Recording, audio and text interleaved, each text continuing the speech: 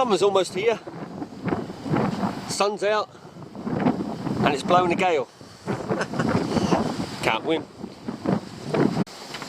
Right, I'm in the process of chopping out where these bars were. Now, I'm not going to, at the moment I'm not going to use the grinder because it's quite brutal and it makes a hell of a mess, obviously, with all the dust. So, and I don't have a small saw apart from a Dremel, which is just a little bit too small. So I'm going to use an old chisel and chop it and try and not do too much damage, because like I said, I don't want huge great gouges from the grinder. You couldn't get in there very easy anyway, so. But it's only just dried out enough now to better work on this, because it's rained nearly every day and it fills up with water. Yeah, this will work. Plus, doing it this way, you don't get a face full of fiberglass dust, and that irritates the hell out of me, that dust. I'm going to dress up in a big boiler suit with a mask and everything and just dump everything afterwards.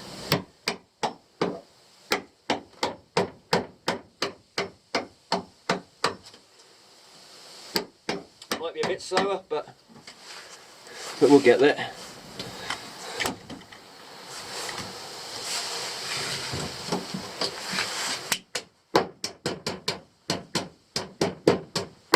Been cut obviously from when I cut it with the grinder to get the bars off or loosen them, but I just need to make it nice.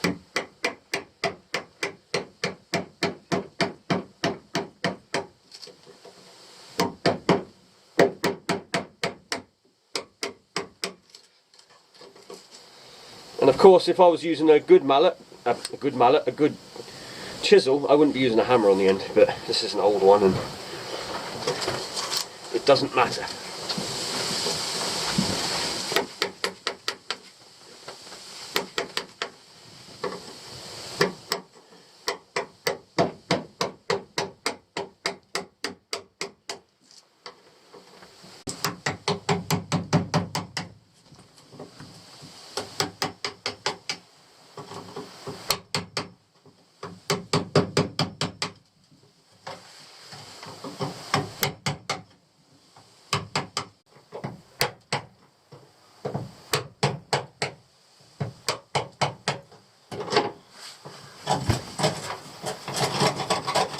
What we'll do is we'll probably go over that with, just zip over it with the grinder, or sand it down back, and then we'll refibre it. Probably chip out the filler first, and then refibre just that area there, and do that on all of them, and just bring it up so it's nice with the floor again, then paint over it.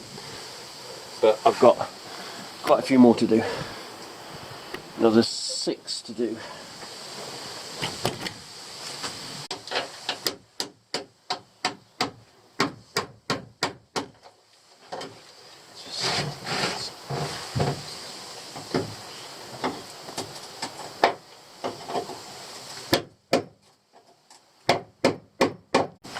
I may have mentioned it in another video as well, but you'll notice, like the floor here, that there's actually, I'll lay down like that. You can see that they're only pivoted on those points.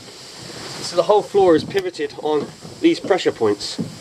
And when your boat is bouncing along through the waves and you're slamming on just these pressure points, not the best thing really. Really should have been supports under here as well. Just like almost like a raised floor. I mean, it obviously works. It's not as bad as maybe I make it out to sound, but it isn't the best, especially if you come down a really heavy wave and all the pressure goes into one little spot. Like, can't be good. But that's why I'm removing it as well. But it takes a lot of weight out of the boat as well, taking all this floor out, and it, like I say, it gives me better height with the gunnels. Otherwise I'm too high up, and I don't like being that high up with the gunnels. It's alright if you're just in a fishing boat, but when you're working around in it, doing pots, that sort of thing, you got to think of these. They're little things like that. Anyway, they're coming along. Like I say, I'm just chopping them out roughly for the moment. You know, just getting them down. And I'll finish them off later properly and fill them up with a bit of mat probably. Maybe just sand them, maybe, or gel coat. I haven't decided yet. But anyway, they're just going to be filled up, made look good, then either painted or gel coated, probably painted over the top, even if I gel coat it, just to try and match it. And I've actually, this paint, I'm wondering, because this paint I think is the same paint that I use on my oars, so with a bit of luck I've got this paint, because you know how it is at the moment, getting around getting things, and if you can find it as well. So let's keep going.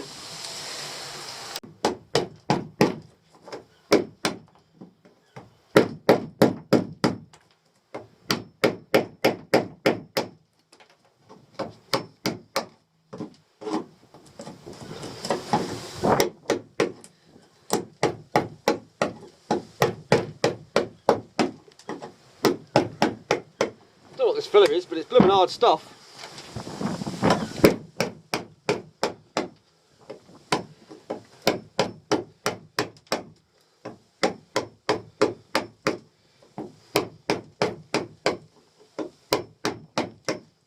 What you got to remember as well is when this is finished, there's going to be a mat over this whole floor as well. So, like I say, as long as it's smoothed out and just finished off to a decent enough standard. I mean, this stuff doesn't come out. I don't know what that is. Grab adhesive of some sort.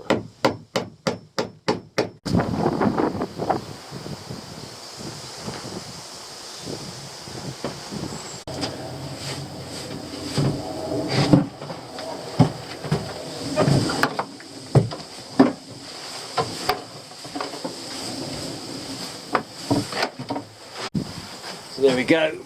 They've been cut back roughly for now, and I'm going to let the boat completely dry out before I attempt to do any more to them. Then we'll sand them up a bit and chip out a bit more, and then we shall resin, fiberglass, whatever we need to do to them, and just paint over the top or gel coat.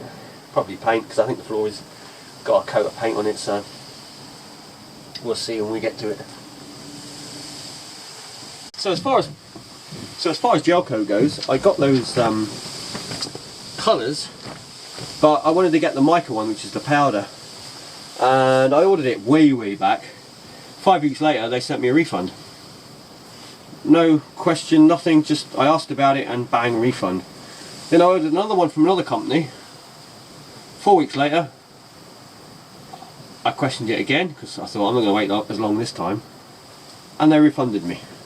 So I ordered it for a third time. This time I didn't order it in little jars, I ordered it in like little sachets, just small sachets of blue powder. And a week later they said they're out of stock, and they sent me a refund, even though they were continually selling them. So it's got to be Chinese companies that are probably the same people, I would have thought, as well. They realised the postage to get it over to from England to Guernsey, and then they just cancel your order. It's a right pain in the ass. I wish they'd flipping, you know, they declare they're in England, these companies, and they're not. Anyway, somebody very kindly, you know who you are, has shipped or has sent me, or is sending me, the powder from the UK now. They've managed to pick it up and over there, and so hopefully it'll be here in a couple of days and we can get on and do the gel coating, but not today. So I'm gonna, like I said, let this dry out now, because I don't want to, it'll be a few days for this, because I'm going to move on to the keel. I'm going to take the boat off tomorrow to get to the keel. I'm going to be lifting that up, do all the keel, and right now I'll probably just do some electrics, because you see here we've got a switchboard there. Well, I don't want that there, because the winch is going to be in the wrong place, in the way, for a start, and that's where like water and stuff's going to be coming over, so that's going to be made redundant, and I've got the new switch which will be going on that side out the way. So that'll be the next thing. So somehow I've got to cut a hole through that fiberglass, and possibly I see what I'm doing with this one to build this one up. The only problem with this side is it's got the isolation, battery isolation switch key thing here. So I need to move that as well. Let's have a look. See. Whoa. And this thing, I'm not sure about this thing either, because it doesn't fit properly. It's not obviously original, I don't think. I think it's been made because I don't know what happened to the original, unless it is the original, who knows. But as you can see in there, there is a battery, and that's just one of my old batteries I put in to use the pump over the winter, but that will be changing. And you can see that I need to go to that side probably with it all, because I don't want the weight on the right anyway with the battery and that, because of the winch is going to be probably a bit more to the right. Also the batteries are probably going to go down here onto the floor, not up in the air like that, because I don't want the weight like high centre of gravity. I want it down low, so all the weight is down low for stability reasons. Although I might keep a small battery in there as a backup, and maybe just for the pump I might wire the pump to a separate battery, an independent one of the winch, in case there's ever any short or anything that drains the battery flat one night. We'll see, I haven't decided yet, but I've got several batteries, so I think that is just, I don't know what that's for. That's for the anchors and stuff in there, so down there. That's the key for the isolation switch. Is a damn good idea. It just shuts off the power and then it stops anybody just walking along and pressing the switch for fun, flattening your battery. Or just having electric running to things, because having electric running to, especially sounders, if you leave the electric to them, the salt air gets to it and they corrode a lot quicker. That's why I always isolate even my fish finders from when I'm not on the boat, so there's not power running directly, because any moisture that gets in around the contacts can rot your cables really quickly. Right, this thing doesn't fit very well either. I have to do something about that. So we're going to need to go in there. What we'll do is we'll mark it where we want to go first. Do we want to go high, do we want to go low? Probably in the middle's best part, or maybe slightly higher. Don't know. Probably about there. Maybe up a little bit.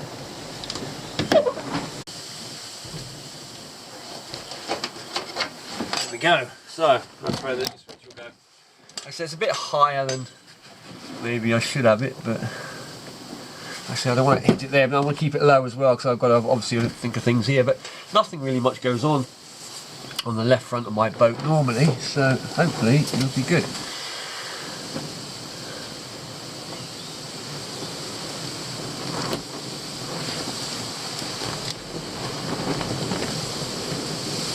Right, going to be using this, or attempting to use this, never really used it much. It's got a little tungsten blade on there, I don't know if you can see that. Pushes down, cuts, cutting little squares and things. Now, I'm going to leave it with the tungsten blade on. If it doesn't cut that well, we have some diamond ones. I just want to try and keep the dust levels down. It's going to get messy, whatever, but the cleaner I can do it, because like I say, I don't like fiberglass dust, and it irritates the hell out of me. So, we'll see. First things first, stick a dust mask on. Got these dust masks, they're so blinking, it's like they're made for children. The strap they put on is just so small. Right, oh, that row got a really big head. That might be it. Now the problem I'm going to have here is going to be this thing. Let's get it out of the way. There we go. Right, so like I say, I haven't used this much, so I've just had to find an extension lead for it, because it's got a European plug on it because it came from Germany. So right, here we go. Bits I don't like doing is chopping into boats, especially good, nice looking ones. Where's the back of the blade come on? Thinking about it. Back of the blade. This is the trouble with this. Is this push down thing, because it's you know, it's got to go down kind of straight, and it's all a bit as it is, really, isn't it? Why won't it go down? It went down a minute ago. Ah, safety blinking crap on it. Yeah, always safety crap. Ends up being more unsafe than safe. Yeah, where's the back of the blade? So the back of the blade starts about at number 9 up to number 9 and 6. And if we say 9 and 9, then we should be within a safety area. So I don't want to cut past, you see. So it's 9 there, and where does it come out? Here. To the side, okay. Right, first test. You want 9 there, on the line.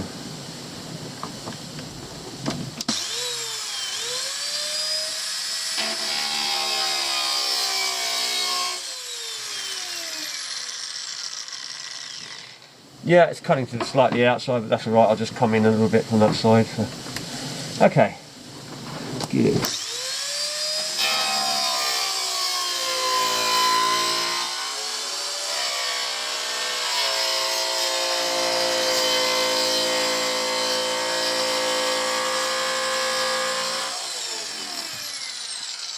That's not bad, it's gone through.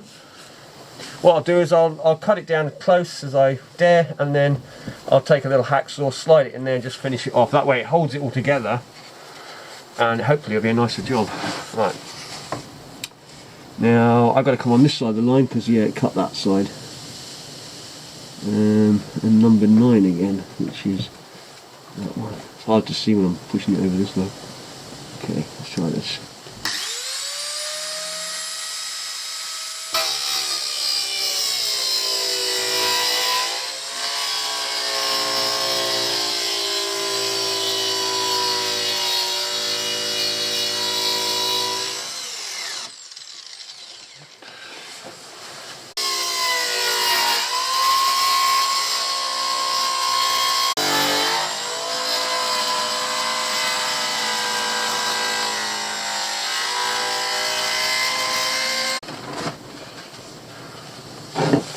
Now,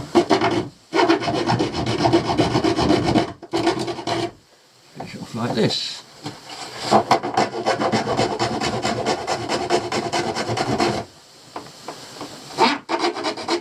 Broken hacksaw, useful. Normally I'd tape the handle just so if it sticks, obviously. But we're good, we're good. If we're not, I'll let you know.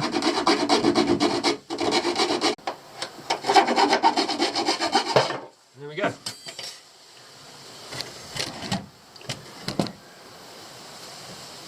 Right, moment of truth. There you go. Perfect. Just what we want.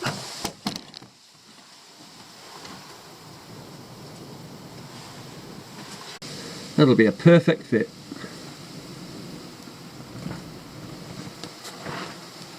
Oh, and a quick question. Does anybody know what this here is called? This edging that goes around the edge of the fiberglass? Because I need to get a better one than this. I want to get a rubbery one where it seals against the cuddy, because this makes an edge but it doesn't make good seal. So if you know what that's called, leave it in the comments.